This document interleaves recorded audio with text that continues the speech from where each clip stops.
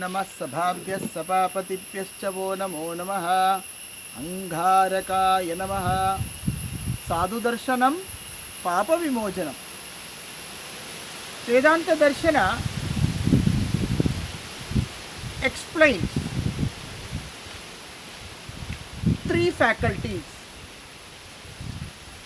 Ishvara, Jiva and Jagat.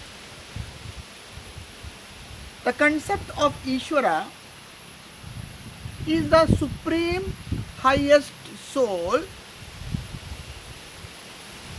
by which all the environmental, physical, mental and the materialistic world is functioning. The supreme consciousness called Brahman is defined by the word Ishvara.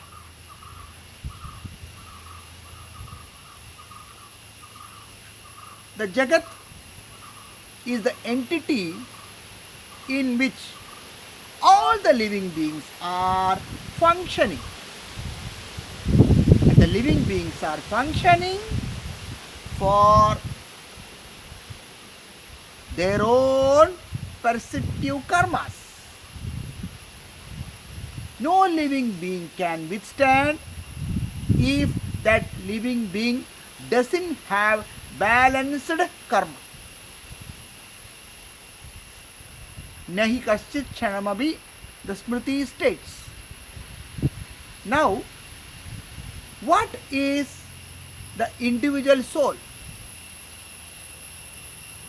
The Upanishad statements, So kamayata bahusyam prajayeyeti. Om Purnamada Purnamidam Purnat Purnamudachyade. From that, all the living beings have come into existence.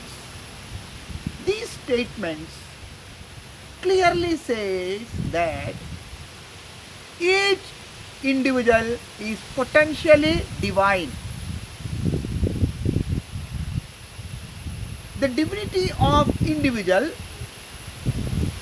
due to several births is been completely wiped out and covered by avarana and viksheva.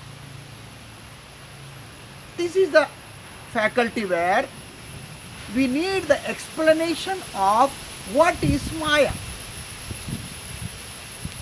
Let us see that after defining what is Brahman. So, Ishvara, Jagat, the universe, and Jiva, the individual. The individual Jiva living in this Jagat has to identify with Ishvara is called the process of moksha.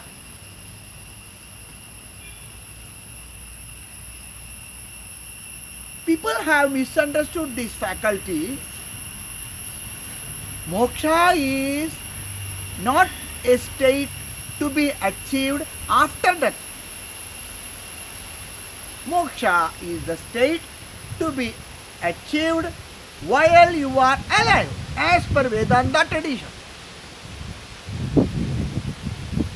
Now,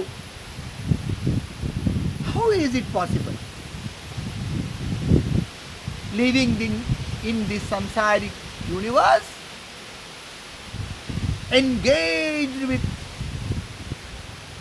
lot of karmas from trillions and trillions of years, it's extroverted life.